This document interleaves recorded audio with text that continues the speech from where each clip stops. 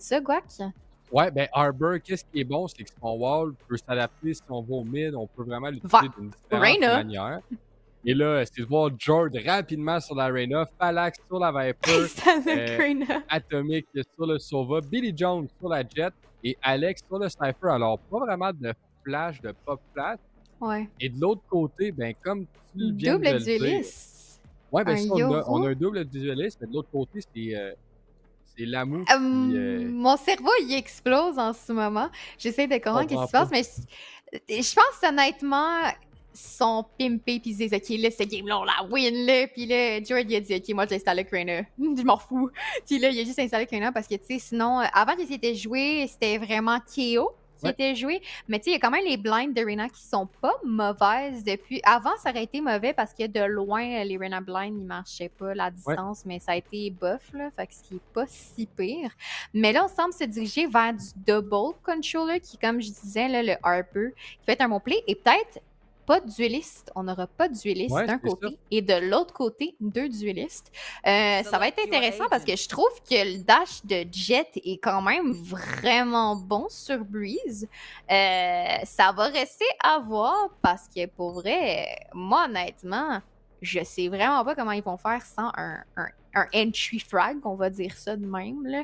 Mais ça reste à voir. Puis aussi si Jordy se file en maudit sur sa Reyna ou non, là. Ben, c'est sûr que Jord, un peu comme on l'a dit tantôt avec Godly, c'est 100%. C'est par rapport à sa performance. Reyna, c'est ça un petit peu le défaut du caractère. Alors, c'est vraiment du fait que si on produit pas, on peut pas vraiment pallier pour le manque de production au niveau des kills.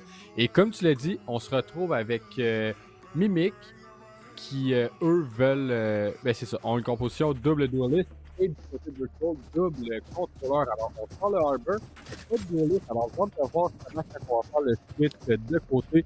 Ça va ressembler à quoi? Mais pour le moment, on est à la défense pour Virtual, à l'attaque pour Mimic, et on est sur Breeze. Alors, beaucoup de changements sur Breeze depuis qu'elle est revenue. Alors, comme vous voyez, le hall, c'est plus un endroit qu'on peut traverser. On peut, oui, éventuellement avoir un pic ou quoi que ce soit. Et le mid aussi a changé beaucoup.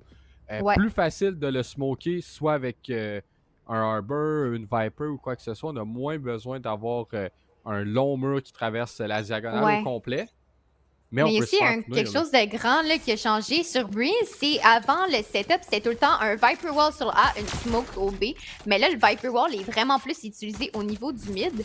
Puis parlant de Wall, il y en a vraiment beaucoup au mid en ce moment. C'est le contrôle qu'on va essayer de venir chercher. Aftermath, qui va essayer de venir prendre un kill. Mais non, c'est Jet qui va venir chercher le premier kill de ce gros match à gagner. Lamu qui va être tout seul dans cette exécution. Mais Alex a essayé de jump et qui ne sait pas que Viper est là encore. Et qui pourrait se faire timer. Mais non, Lamu qui va venir le dink n'aura pas le kill encore. On va se faire swing de plusieurs manières.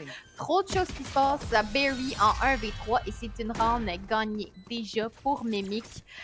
Beaucoup d'utiles, c'est confusing. Puis honnêtement, je pense que notre tête va tourner beaucoup là, dans ce match-là, Guac. Ouais, ben là, c'est ça. C'est qu'il y a comme des nouveaux setups. Il y a des nouvelles manières de jouer cette carte. Ouais. Et on l'a vu tout de suite avec le mur justement de Phalanx qui couvre le mid au complet. Mais ça le couvre pour passer au niveau du elbow. Alors, c'est comme de passer au elbow pour aller au B, alors faire un split. Ça a très bien fonctionné. Là, est-ce qu'on va en avoir plein, justement, des différents types de murs pour se donner l'opportunité d'avoir des ouvertures? Probablement que oui. Et finalement, on renvoie la même chose. Et là, c'est un push rapide de Lamu, mais qui se fait avoir par Alex qui profite vraiment du fait qu'on utilise un Vandal au deuxième round. Et là, vous voyez, on a une petite ouverture, un petit gap au niveau du nest. Mais on se fait avoir par George. Phalanx va avoir un kill sur Barry. 5 contre 2, le temps de le dire. 5 contre 1. Bull devrait mourir assez rapidement. Et ça devrait être 2-0 là. Juste le temps de le dire, ça va être 2-0. Mais c'est un bon départ sur cette carte.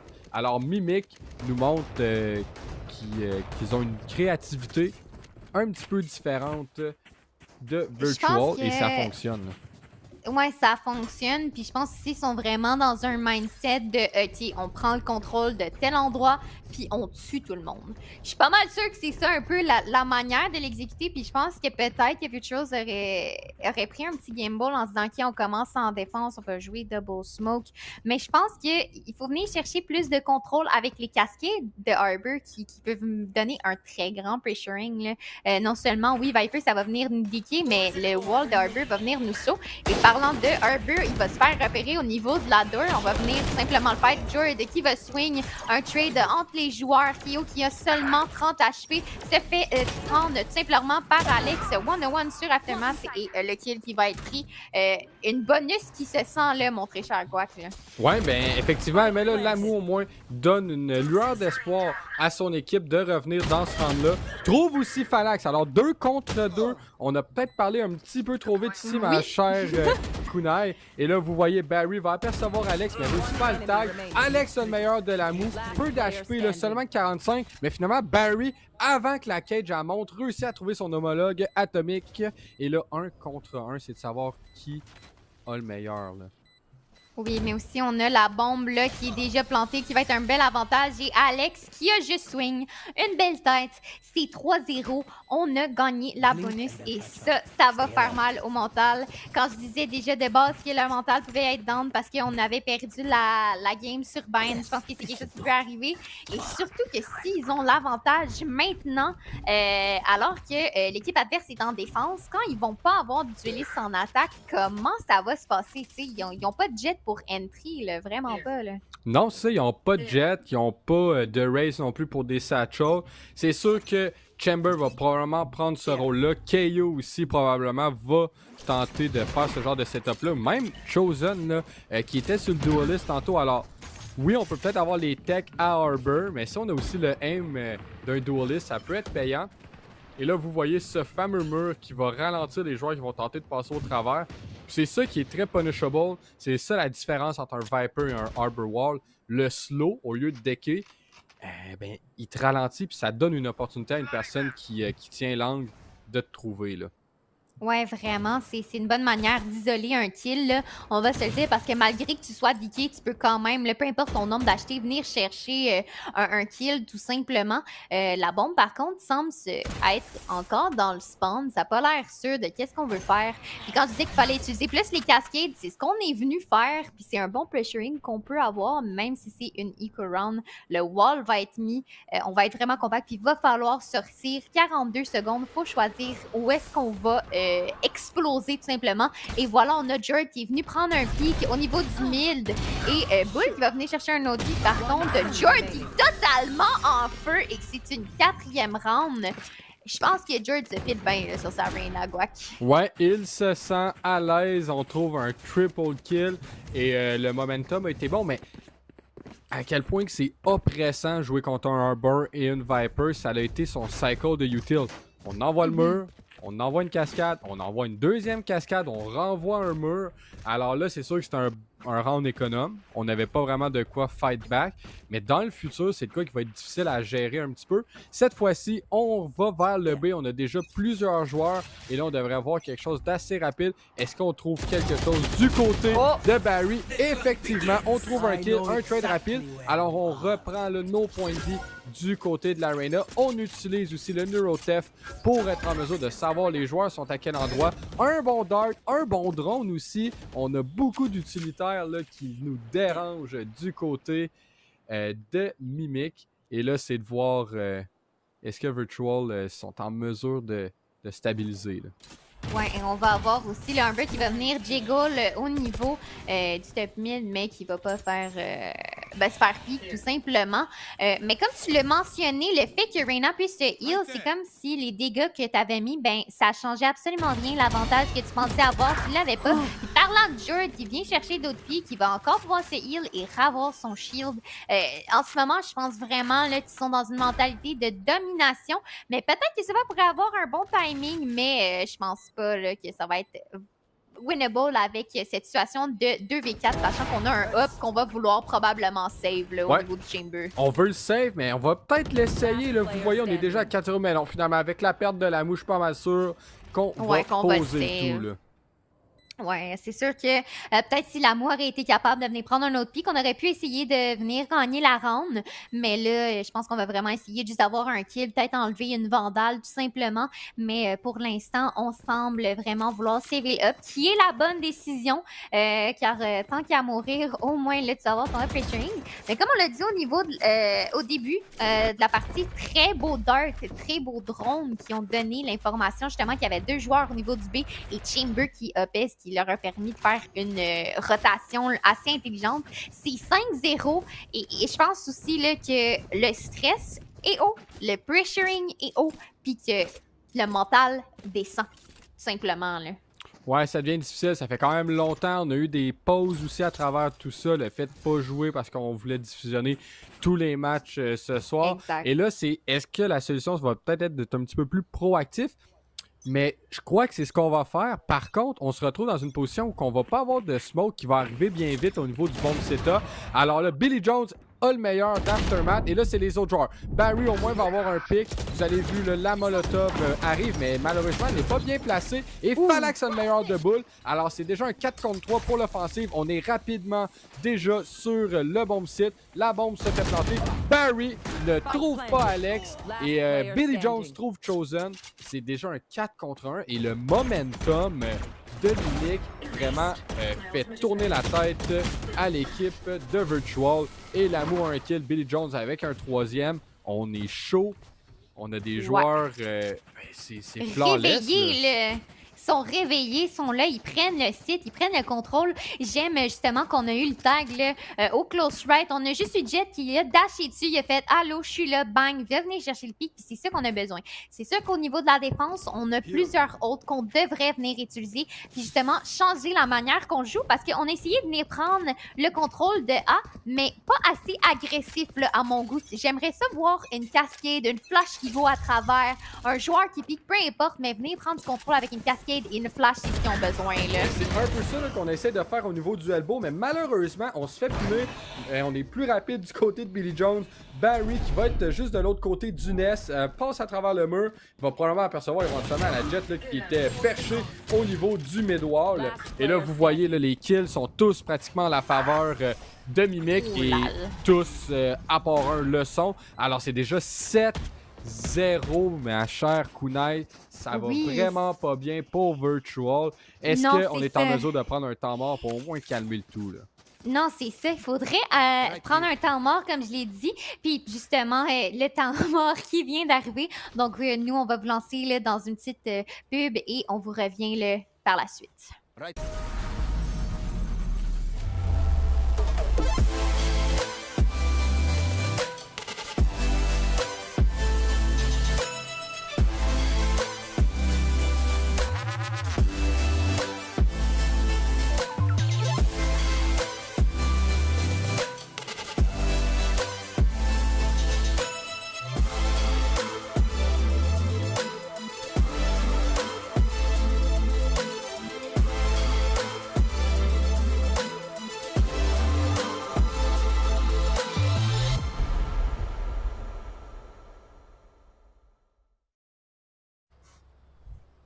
Alors, de retour. Ouais.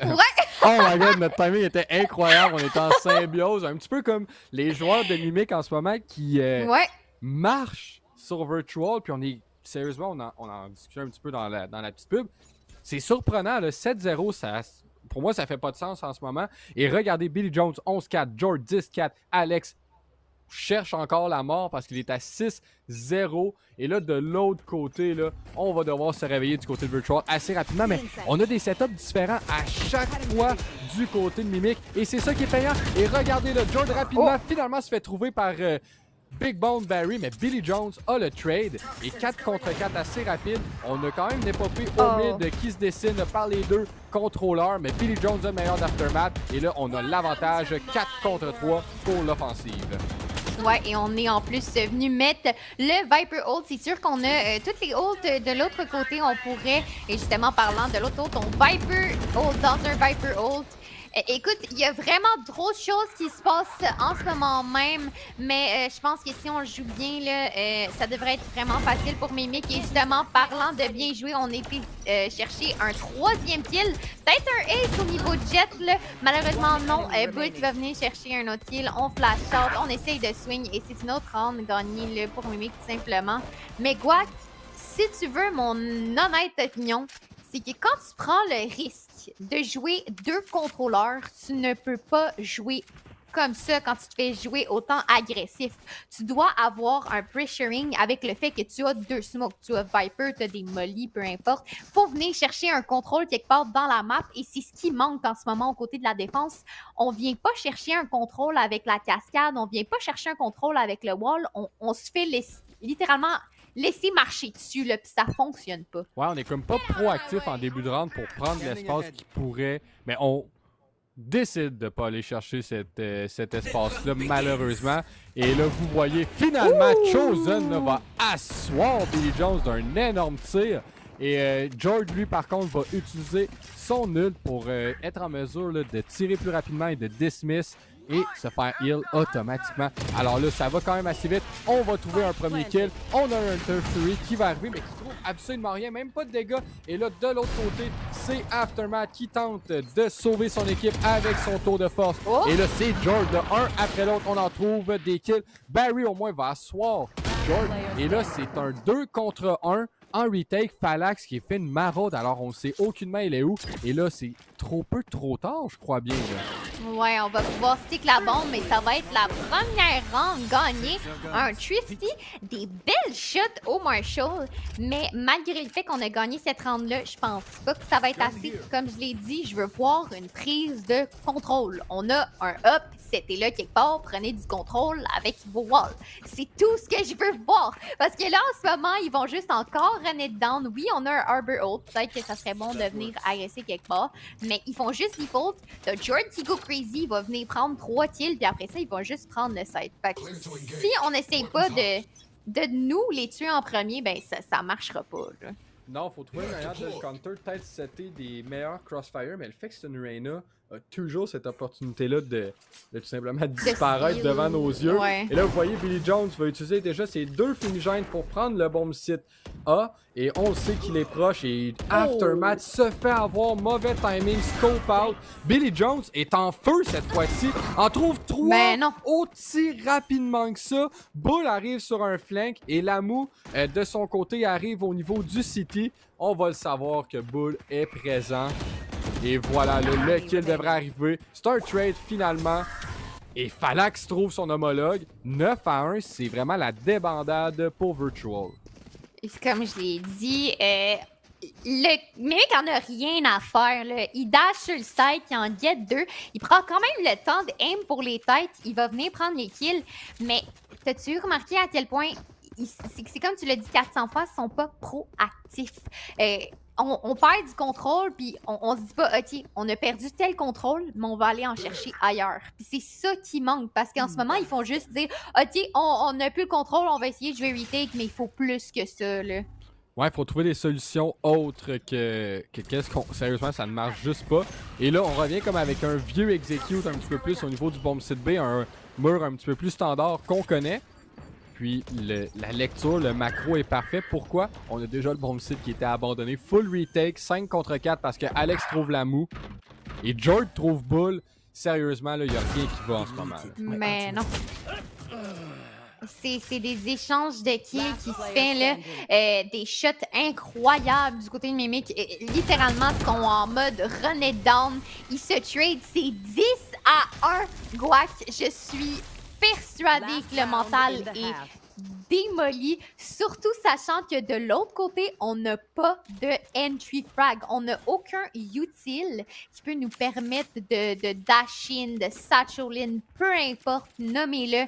On n'a pas ça. Puis c'est vraiment l'agressivité de Jet. J'ai l'impression de juste dash in, il s'en fout, de venir prendre des pics, c'est ça qu'il faut. Mais eux, comment ils vont faire de l'autre côté? Écoute, ça se peut qu'ils soient meilleurs en attaque, mais j'ai des énormes doutes, là. t'as des doutes, puis sont très valides parce qu'effectivement, ils n'ont pas nécessairement le même genre de composition. Mais là, au moins, Barry va asseoir Joy, mais trade instantané, prise d'espace instantanée et kill encore une fois pour Billy Jones. Alors, on les trouve un après l'autre, on est haut, on overheat, mais c'est même pas problématique parce qu'on a les trades qui arrivent. Alex en a 2, Aftermath va avoir Alex. Et c'est déjà 2 contre 1. On doit au moins essayer d'aller chercher au moins 2. Et c'est même pas ce qui va arriver. Phalanx va asseoir Aftermath d'un gros tir à la tête. 11-1 kunai pour cette première mi-temps, pour la finale du ticket d'or pour rentrer là, dans la coupe de Counter-Strike. Pas de Counter-Strike, de Valorant. Là. Ouais, honnêtement, je m'attendais pas à ça. C'est vraiment, tu sais, des fois, juste la mentalité de, OK, on go in, on diff tout le monde. Des fois, c'est ça qu'il faut, tu sais, pour gagner. Puis live, je pense vraiment que c'est ça qu'ils vont faire. Mais comment ils vont get le site sans entry? C'est juste ça que je veux voir de la manière. Tu sais, tu viens jouer du double contrôleur. Si tu l'as pas pratiqué, ça va être vraiment difficile. Mais j'espère qu'ils l'ont pratiqué parce que sinon, ça va être vraiment... Ben, ça va être impossible de remonter la pente qu'il y a en ce moment. Là, c'est 11-1. Non, c'est ça. Il faut vraiment être bon d'alterner qui envoie leur fumigène, qui envoie leur mur et tout ça. Puis, c'est difficile vraiment, qu'est-ce qu'on voit devant nous. Et c'est vraiment, je pense, malchanceux presque, on pourrait dire, du côté de Virtual. Il n'y a vraiment rien qui marche. Il y a des matchs comme ça. Et à l'opposé, Billy Jones, lui, est devenu un mastodonte entre 2 parties parce qu'il est à 21-8 et Jord est à 16-8. Alex 11-3. Sérieusement, je comprends pas qu'est-ce qui est arrivé entre les 2 matchs, mais le moral de Virtual est parti vraiment à quelque part qui est inconnu. Là. Non, c'est ça, j'en ai parlé que c'était ma crainte et j'ai vraiment l'impression que j'avais raison.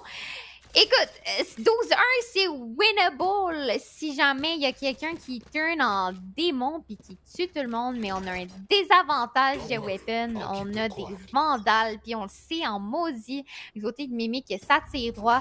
Il faut vraiment espérer que d'une certaine manière, les blinds là, utiles vont permettre de venir chercher du contrôle, mais en ce moment, on a Billy Jones là, qui est prêt à riposter et qui va venir chercher 2 têtes déjà. Jord qui va venir chercher un autre pied qui a 3v2. Avec une vandale qui va se faire prendre. Par contre, 2v2 cette fois-ci, on a le tag. Par contre, sur Viper, une round qui va être serrée. Qu'est-ce qui va se passer? J'en ai aucune idée, mais mon stress est haut. Mais c'est ça, je comprends pas. Le Billy Jones qui arrête pas, round après round, d'aller chercher 1 à 2 kills, les multifrags, là. Ça n'arrête pas. Et regardez le boost de Phalanx au mid qui trouve Barry. Et là, maintenant, c'est la mou. Oh, qui trouve quand même le Sova. 1 contre 1. Dis-moi, quelle est la meilleure Viper? C'est ce qu'on va savoir dans le prochain 50 à une prochaine minute. 50 à une prochaine minute. Et là, vous voyez, on se dirige vers le bomb site A. Il y a des murs de Viper des 2 côtés. C'est le chaos, là. Mais on a l'air de vraiment pas se douter que Phalanx pourrait être dans le flank. Je sais que Lamou, c'est vraiment quelqu'un qui joue line-up, mais il n'y a pas de molly. Fait que peut-être qu'il pourrait se douter qu'il est flank. Mais là, en ce moment, on a l'air de s'en douter zéro. Et j'ai vraiment l'impression que ça va jouer à son désavantage. Mais là, on est en position plus safe. On a regardé 2 secondes de main. Peut-être qu'on commence, on s'est douté qu'il pourrait être flank. Mais on a Phalanx, c'est quand même un weapon advantage en ce moment. Et Lamou qui va venir clutch, ça ne sera pas un 13-1. Serait-ce la remontée? Je le sais pas, mais je panique intérieurement. Là. Le stress est haut. Est-ce qu'ils vont force? Non, on reste avec des deagles, on veut pas trop, mais tu sais, en ce moment, c'est juste run et down. Les gens ont pas beaucoup de morts. On a Billy Jones en 23-9. Je pense vraiment pas qu'ils disent « Oh, guys, on a perdu, c'est fini, là, ils ont win une round. » Je suis pas mal sûre qu'ils disent « OK, on fait une Nico, on va pas trop le momentum qu'on a dans les... Ben, pas le momentum, mais juste les rounds qu'on a en ce moment.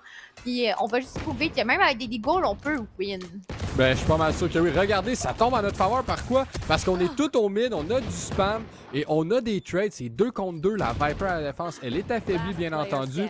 Finalement, plus de peur que de mal. On a probablement ce round-là dans notre pochette. On a quand même Alex qui pourrait nous prouver le contraire, qui pourrait tout simplement nous donner 3 beaux headshots. On n'a pas l'air de se douter qu'il pourrait être flank. On a Chamber qui le hold. Ça aurait pu être un beau flick. Malheureusement, non. Aftermath va venir chercher la belle tête sur Alex. Et là, c'est la round où est-ce qu'on va voir si leurs vandales sont meilleurs. Mais la différence, je sais pas si tu as remarqué, Guac, c'est qu'ils sont venus chercher du contrôle quelque part. Ouais. Même si c'était une défense, même si c'était Nico, puis c'est ça qu'on n'a pas assez vu. Ils sont venus fight pour quelque chose. Puis au pire, oui, t'as un joueur qui meurt, mais des fois, il faut que tu sacrifies un joueur pour venir chercher quelque chose. T'sais. Ouais, ben c'est. Puis qu'est-ce qu'on vient chercher? C'est de l'espace dans la carte. Puis cet espace-là est crucial. Pourquoi? Ben c'est parce qu'il faut le clear par la suite pour aller le chercher ou savoir s'il y a quelque chose qui se passe. Et là, vous voyez un mur quand même assez rapide au niveau du mid, au niveau de la doors pour prendre le contrôle de celui-ci. Mais prendre ce contrôle-là veut un peu dire on va peut-être bien aller au niveau du bomb site B. Et c'est quand même ce qu'on décide, pardonnez-moi, de faire. Falax attend avec son fantôme et Jord aussi est là en soutien. Alors, il y a 2 joueurs et Falax a le meilleur d'Aftermath. Alors, vraiment, les joueurs de Mimic tirent simplement plus droit que ceux de Virtual en ce moment. Ouais, et ça va être vraiment un désavantage parce que regardez, on a déjà la bombe qui est down au niveau du mid et ça, c'est vraiment crucial. On se doute que les joueurs vont essayer de trade, de venir au main. On a Falax qui va venir simplement molly le main pour empêcher un push. Jord qui va venir chercher un autre pick et c'est déjà un 2v5. Jord qui va venir essayer de prendre le dernier et c'est une win 13-3 pour Mimic. Une game que je ne m'attendais pas